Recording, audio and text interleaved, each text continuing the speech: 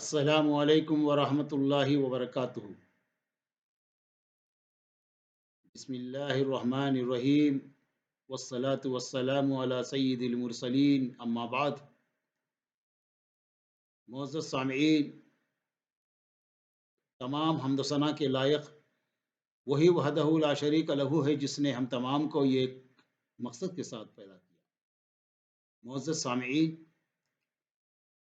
نکاح کے مسائل کی سیریز میں آج کا موضوع ہے حرمت جان۔ بحیثیت انسانی جان کے مرد اور عورت دونوں کی جان کی حرمت مساوی ہے۔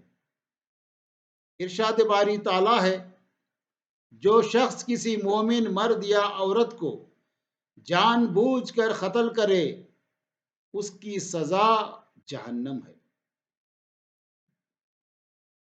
خطبہ حجۃ الوداع میں رسول اللہ صلی اللہ علیہ وسلم نے ارشاد فرمایا، اللہ تعالیٰ نے تم سب مردوں اور عورتوں کے خون اور مال ایک دوسرے پر حرام کر دیے ہیں۔ مسند احمد۔ عہد نبوی میں ایک یہودی نے ایک لڑکی کو قتل کر دیا۔ رسول اللہ صلی اللہ علیہ وسلم نے لڑکی کے بدلے میں یہودی کو قتل کروا دیا۔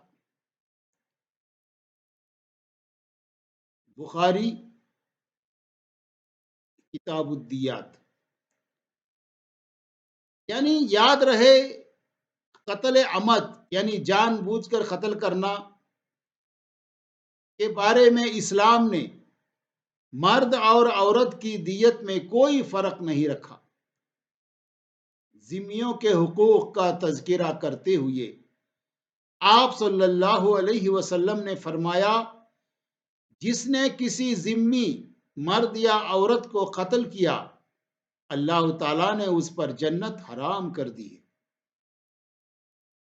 نسائی۔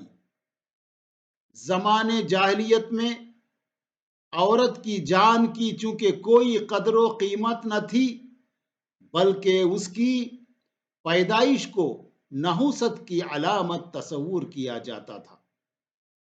اس لیے اللہ تعالیٰ نے عورت کی جان کے تحفظ کی خاطر بڑے غضبناک لہجے میں آیات نازل فرمائیں کہ اور جب زندہ درگور کی گئی لڑکی سے پوچھا جائے گا کہ وہ کس قصور میں قتل کر دی گئی۔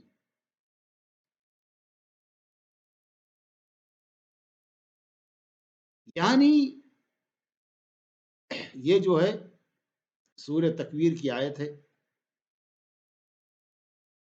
تو اس لیے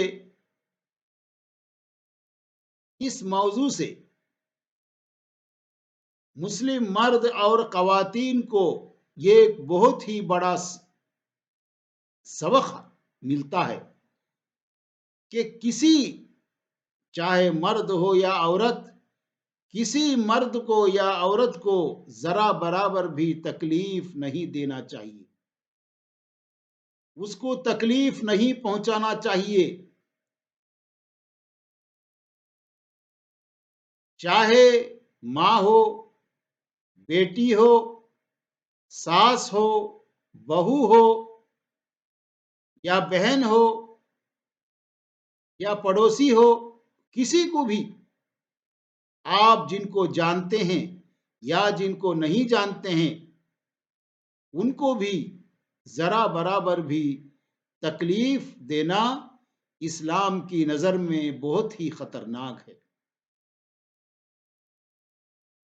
اور اسی طریقے سے احادیث میں آتا ہے، رسول اللہ صلی اللہ علیہ وسلم نے فرمایا کہ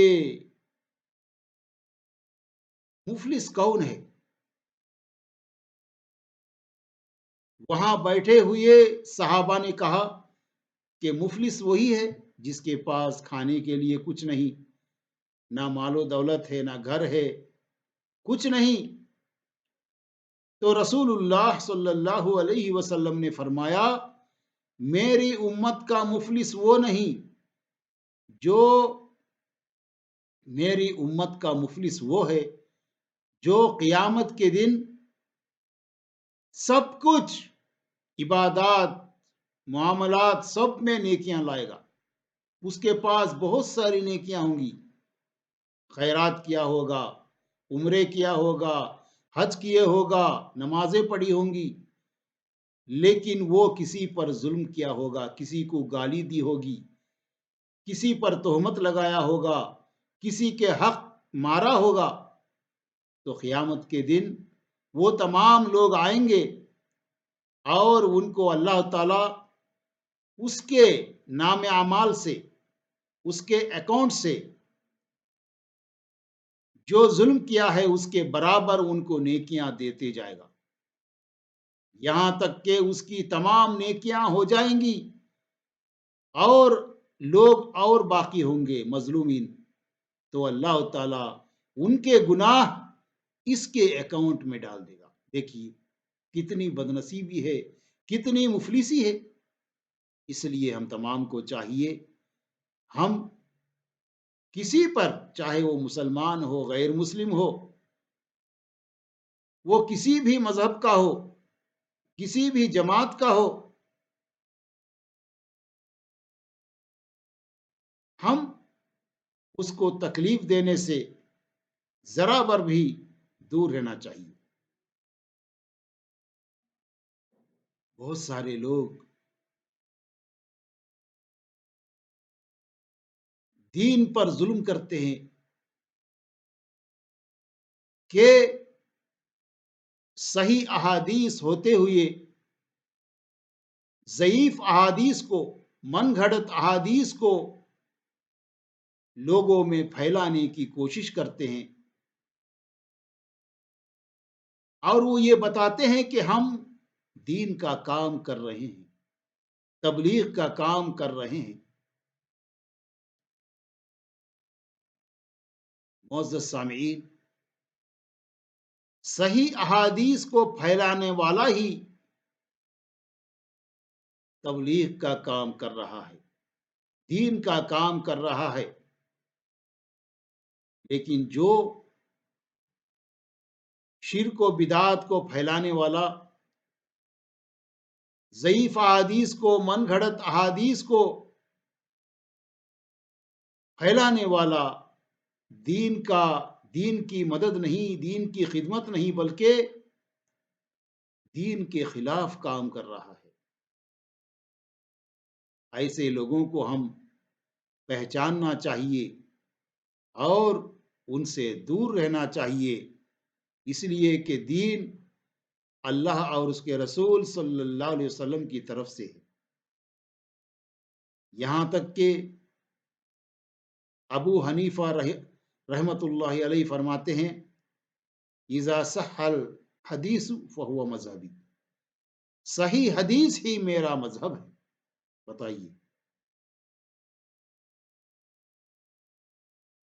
اس لیے ہم تمام کو چاہیے کہ ہم ہمیشہ اللہ تعالیٰ سے دعا کریں کہ کتاب و سنت کی روشنی میں زندگی گزارنے کی توفیق عطا فرمائے. آمین. وآخر دعوانا ان الحمد للہ رب العالمین. السلام علیکم ورحمۃ اللہ وبرکاتہ.